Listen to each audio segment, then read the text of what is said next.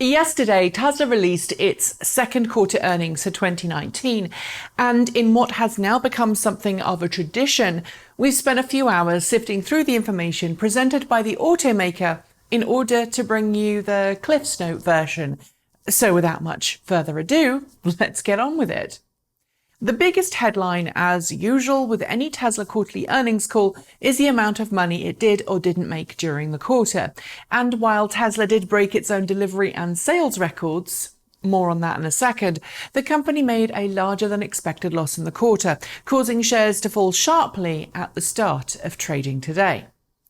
Let's deal with the financials first.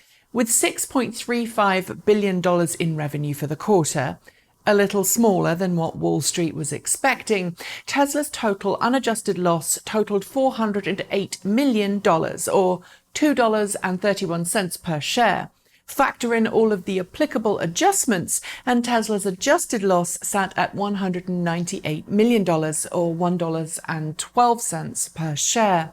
Prior to the release of its financials, and one of the reasons Wall Street reacted so negatively to the earnings, analysts were predicting an adjusted loss of just 40 cents.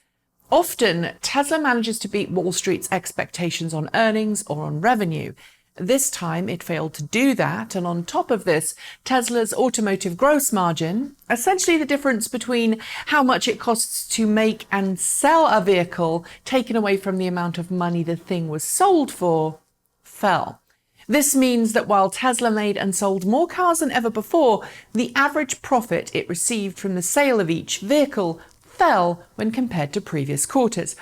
As to the average Model 3 selling price, about $50,000 or equivalent, in case you were wondering. While Tesla's larger than expected losses aren't good for the company short term, Tesla said that part of those losses can be attributed to more than $117 million worth of restructuring costs.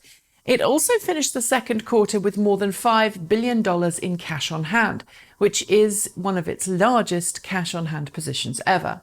Let's look at some of the other information gleaned from the earnings report and earnings call. First, production.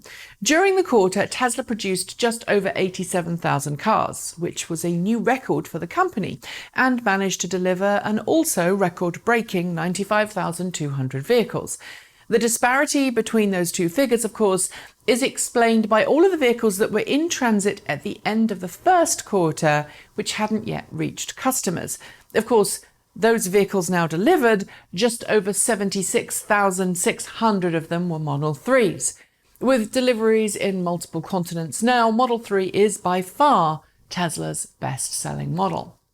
While some markets, like the UK, are still in the early days of deliveries for Model 3, Tesla said Model 3 sales in the US, where the car has been available for several years now account for more than the sales figures of all of the Model 3's gasoline competitors combined. Let that sink in for a second. Alongside its losses and production headlines, there were some interesting snippets hidden in Tesla's earnings report and then revealed also during the quarterly earnings call afterwards. At the top of the list, perhaps, is the news that Tesla's Gigafactory 3 in Shanghai is doing rather well. The company released its first photographs of inside the facility and noted that construction is now at a point where manufacturing line equipment is now being installed. Tesla says it remained hopeful that it would be producing vehicles at Gigafactory 3, which it is interestingly now calling Gigafactory Shanghai, by the end of this year. The main focus of production? A stripped-down Chinese market version of Model 3, which will be, quote, a simplified, more cost-effective variant. Meanwhile, Tesla's shareholder letter details the progress being made on Model Y, stating that because of the similarities between it and Model 3, Tesla believes it can ready the Fremont production facility for Model Y production with a very low outlay. Initially, while Model 3 was once the car that Tesla seemingly targeted as its ticket to profitability, Tesla has almost pivoted towards Model Y, quoting that due to larger market size for SUVs as well as higher ASPs, we believe Model Y will be a more profitable product than the Model 3.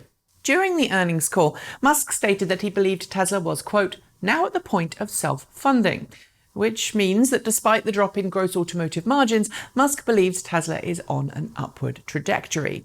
How you personally view this news will depend on how you view Tesla and Elon Musk as a whole, so I will leave interpretation to the individual here for want of avoiding accusations of being biased from either side. Looking forward with regard to investor days, Musk stated that Tesla will hold a battery investor day in around 6 months' time that will be very similar to the Autopilot one held earlier this year. A powertrain investor day is apparently also planned. To Autopilot, Tesla said that full self-driving will play an important part in the company's overall gross automotive margin, with the goal of offering full self-driving everywhere except the EU, where a piece of legislation will need to be changed before that's possible in the not-too-distant future. In terms of vehicle demand, Musk stated that he believes Tesla's Model 3 demand will eventually hit 750,000 vehicles per year, and predicted that Model Y demand will be around 1.25 million cars per year, with Model S and Model X having much lower demand. To support these vehicles, Tesla continues to invest in new service centres and expanding its supercharger network, as well as hone its parts and spares network to include a brand new distribution facility dedicated to getting parts where they're needed in a timely fashion, which we hope should solve some of the issues Tesla suffered in the past in this regard.